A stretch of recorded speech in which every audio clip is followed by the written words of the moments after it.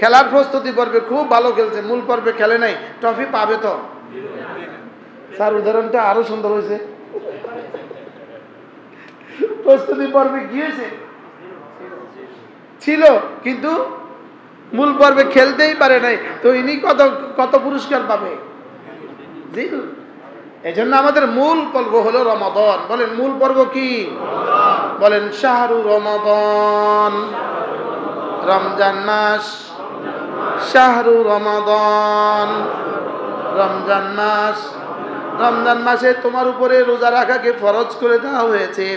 রমজান মাসে তোমার উপরে রোজা রাখাকে ফরজ করে দেওয়া হয়েছে। রমজানের দিনের বেলায় সিয়াম, রাতের বেলায় কিয়াম। দিনের বেলায় রোজাকে ফরজ করা হয়েছে, রাতের বেলায় তারাবির নামাজকে সুন্নতে মুআক্কাদা করা হয়েছে।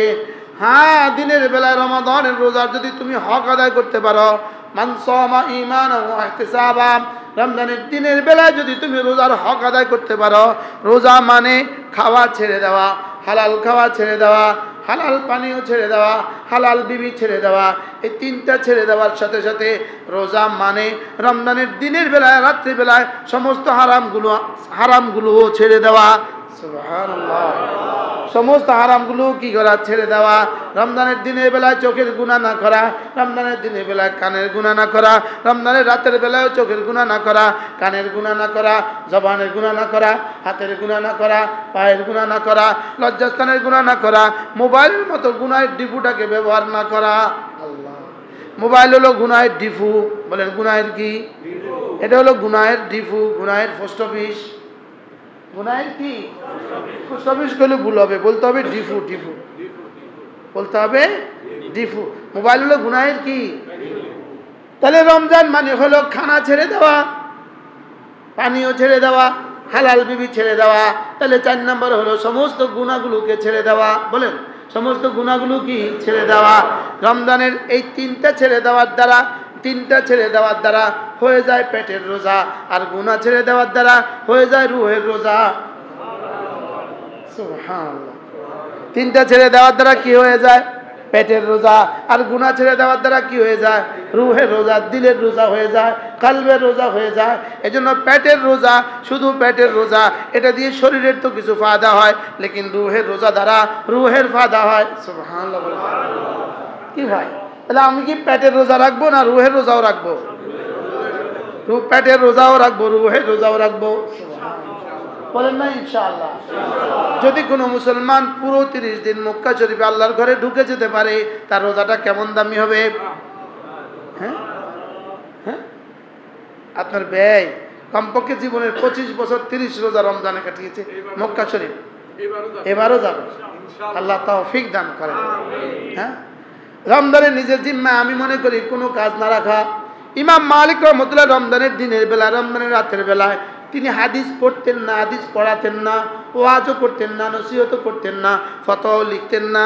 তিনি বলতেন রমজান হলো শাহরুল কোরআন, রমজান হলো কোরআনের মাস। রমজান কিসের মাস? আবার বলেন রমজান কিসের মাস? রমজান হলো কোরআনের মাস। রমজান হলো দিনের বেলায় সিয়াম, রাতের বেলায় কিয়াম, আর দিন রাত্রে কোরআন। দিন রাত্রে কি? হ্যাঁ, দিন রাত্রে কি? শাহরু রমাদান, এটা রমজান মাস। এটা কি মাস? রমজান মাস। আবার বলেন, সবাই বলেন আরো জোরে। রমজান, আল্লাহ রসুল বলেন রমজান হলো মুহররম হলো, আর রমজান হলো আমার মাস, আর মুহররম হলো আল্লাহর মাস। রমজান হলো শাহরি, রমজান হলো আমার মাস। আদম আলাইহিস সালাম থেকে শুরু করে হযরত মূসা ঈসা আলাইহিস সালাম পর্যন্ত সমস্ত নবীদেরকে যাকে যত কিতাব দিয়েছেন রব্বে করিম, সমস্ত কিতাবগুলো দিয়েছেন রমজান মাসে। সব নবীদের কিতাব কোন মাসে? আদম আসলামের সহিফা রমজান মাসে, ইব্রাহিম আসলামের সহিফা রমজান মাসে, মূসা আসলামের কিতাব রমজান মাসে, দাউদ আসলামের কিতাব রমজান মাসে।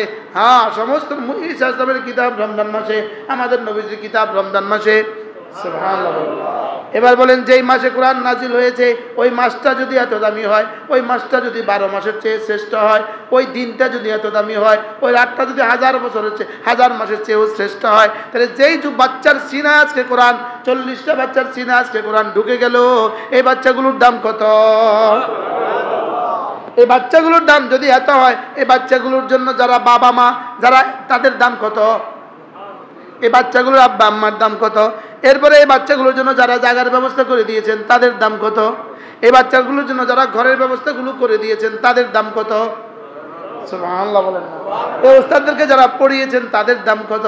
যারা এই ওস্তাদের খাবারের ব্যবস্থা করে দিয়েছেন তাদের দাম কত? সুবহানাল্লাহ। তাদের দাম কত বলবো? বলবো? হ্যাঁ, আমার হাতে তো সময় নাই। আমি দ্বিতীয় মাহফিল আমার লাঙ্গলকোট, তৃতীয় মাহফিল আমার সিলেট। ইন্না লিল্লাহি কন্যা, এখন আমি কুমিল্লা বয়ান করে এরপরে সিলেটে যাব, এরপরে সিলেটের বয়ান আল্লাহ যতক্ষণে করা। আমি সুন্নত পড়তে পারছিলাম না ঘুমের কারণে, এইভাবে আমার ঘুম চাপছিল। সালাম ফিরাইয়া যে তসবিহগুলো পড়ি আমি 5 মিনিট 10 মিনিট, এই সময়টা হলো আমার দিন রাতের রেস্টের সময়। এটাকে আমি রেস্ট মনে করি। এই সময়টা আমার কাছে এত ভালো লাগে, আমি এই সময়টা হারাইয়া যাই রেস্টের মধ্যে। কেউ আমার এই সময় ডিস্টার্ব করে না।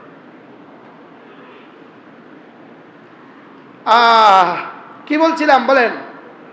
বলেন রমজান মাস, আবার বলেন রমজান মাস। আল্লাহর কসম, রমজান আমিও বুঝি নাই, আপনিও বুঝেন নাই, মুফতি সাহেবও বুঝে নাই, মুহাদ্দিস সাহেবও বুঝে নাই।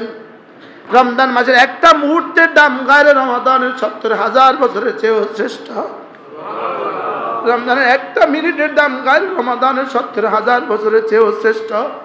যেমনটি ফরজ নামাজের 1 মিনিটের দাম গায়রে নামাজের বাইরের সময়ে 70,000 বছরের চেয়েও শ্রেষ্ঠ। রমজানের দিনও দামি, রমজানের রাতও দামি। রমজানের দিনও দামি, রমজানের রাতও দামি, বরং দিনের চেয়ে রাত বেশি দামি। রাতেই তো কোরআন নাজিল হয়েছে। রাতে কোরআন নাজিল হয়েছে না দিনে? এই জন্য রমজানে কি কি করব?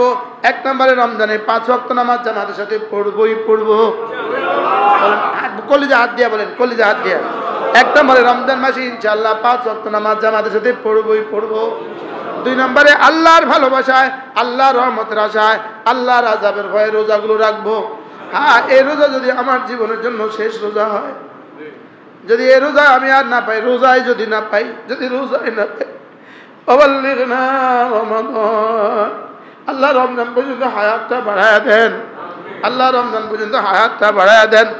আল্লাহ রমজানের ইবাদতের হক আদায়ের তৌফিক দান করে। ইবাদতের হক আদায় করতে আমরা কেউ পারবো না। আল্লাহ রাসূল বলেন রমজানের ইবাদত থাকবে কথা, ইবাদতের হক আদায় করার হক আমিও করতে পারি নাই। মা আবাদনাকা হাক্কা ইবাদাতি, আল্লাহ আপনার মা আরাফনাকা হাক্কা মারিফাতিক, আমি আপনাকে চিনি নাই। আল্লাহ রাসূল বলেন আল্লাহ আমি আপনাকে চিনি নাই। কি বলছে বলেন? আল্লাহ আমি আপনাকে চিনি নাই। মা আরাফনাকা হাক্কা মারিফাতিক, আমি আপনাকে চিনি নাই। ওয়া মা আবাদনাকা হাক্কা ইবাদাতিক, আপনার ইবাদতের হক আমি আর করতে পারি নাই। আমি আপনার ইবাদতের কি করতে পারি নাই? হক আদায় করতে পারি নাই। আমি আপনার ইবাদতের হক আদায় করতে পারি নাই। মা আবাদনাকা হাক্কা ইবাদাতিক, ইবাদতের হক আদায় করতে পারি নাই। এই জন্য রোজা রাখবো। এই জন্য আল্লাহ আপনার ভালোবাসায় খানা ছেড়ে দিলাম। আল্লাহ